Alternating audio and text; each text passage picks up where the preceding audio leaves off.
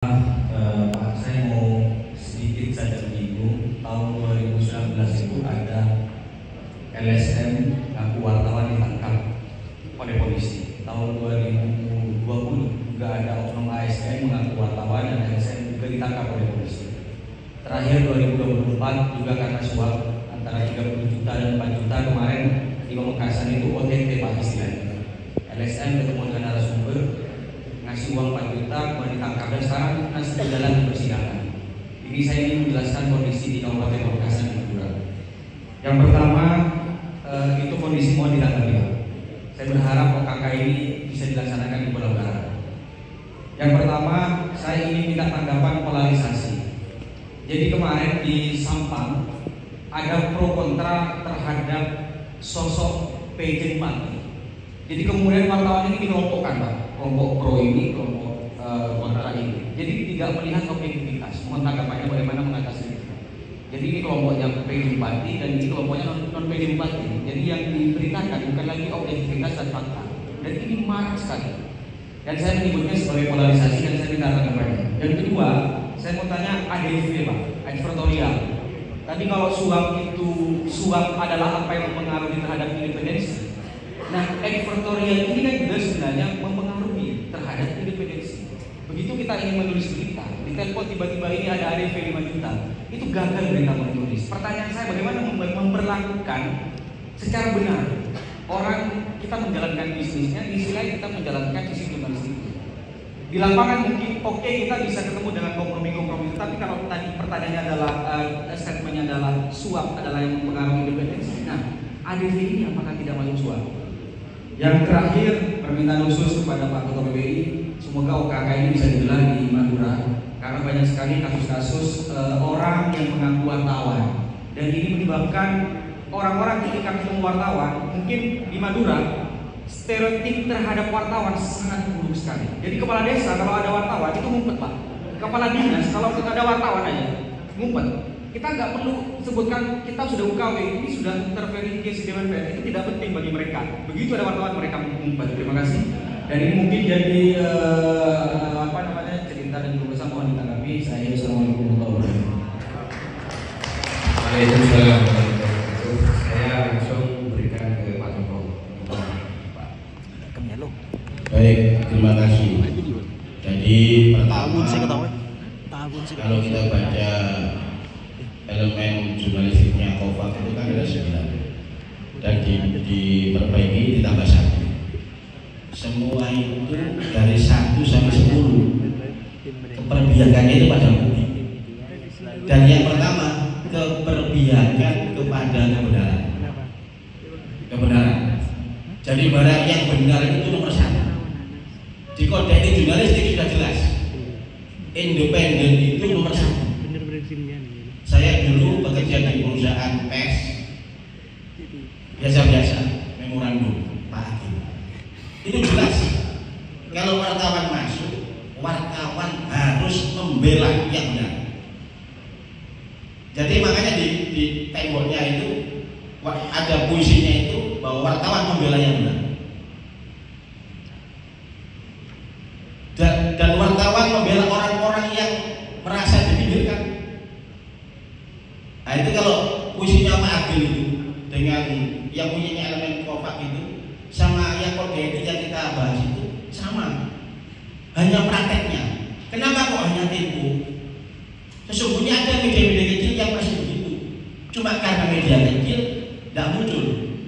Cuma karena Tempo dan itu di Jakarta dan ngajar terus-menerus. Bisa dibayangkan hari ini ada media yang sampai dituntut 100 M gara-gara keputusannya Dewan Pers. Dilawan.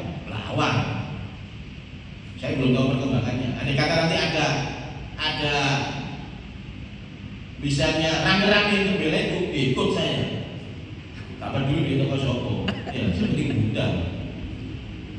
Ini bahaya.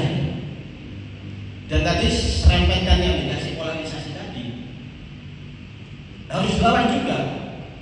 Makanya nanti saya usul kepada ketua ini ada nanti OKK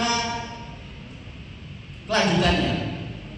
OKK kelanjutannya ini saya harap kabupaten kota PWI kabupaten ini ngundang camat dan kepala desa, termasuk kepala sekolah. Jadi kan saya tahu ini tuh wartawan ini yang sertifikat PWI, dan kalau ada apa-apa lapor ke PWI. Ini media yang peminatnya wartawannya wartawan PWI. Kalau ada apa-apa silakan PWI tanggung jawab. Berarti pertanggung jawabannya jelas. Wartawan kalau ada yang lain silakan, kalau perlu dilakukan polisi. Saya sudah beberapa kali jadi saksi sebagai ahli pers di Dewan Pers itu. Memang tidak ada yang wartawan yang PWI, ada satu wartawan PWI, dua. Itu karena kebodohan. Karena beritanya sudah benar, investigasinya benar, medianya punya aplikasi Facebook, IG punya semua, di-share ke IG-nya pribadi, Facebook-nya pribadi. Tidak ada cantolannya. Cantolannya di pasal 12 Undang-Undang Pers itu, media itu bersama semua aplikasinya harus mencantumkan, oh Facebooknya media A, oh IG-nya media B, oh ini YouTubernya media ini. Kalau ada itunya semua tidak kena undang-undang lain, semua ikut undang pers. Saya bilang karena kebodohan. Jadi Reza, saya pikir kita semua sudah ke sana, hanya saja yaitu tadi menimbang. Saya katakan di depan tadi, semua sekarang saya kalau ketemu bapak-bapak itu yang ada kritis wartawan, oh boy Pak Jeko ini, saya sudah paham kan?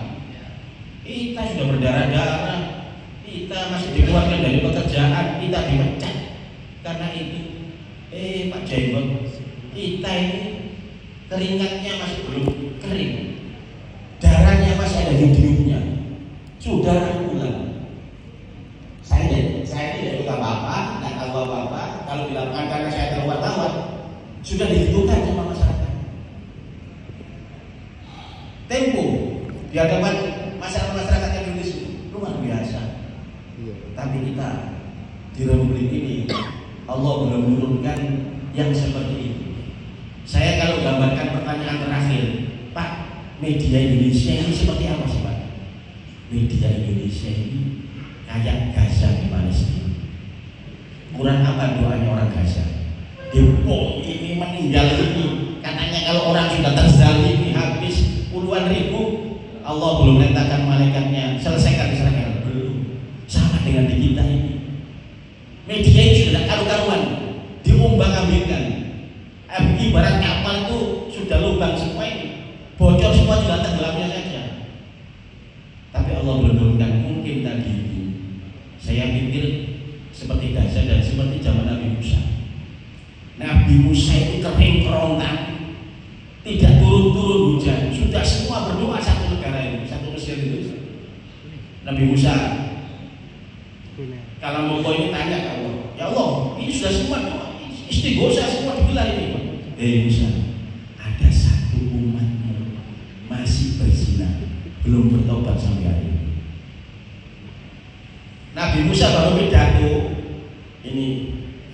pidato, hai umat, mau pidato kasih tahu hasil pembicaraan dengan Allah ini, mau pidato kasih tahu, hujan turun.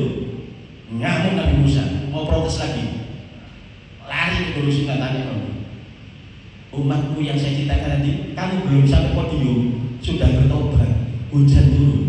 Siapa?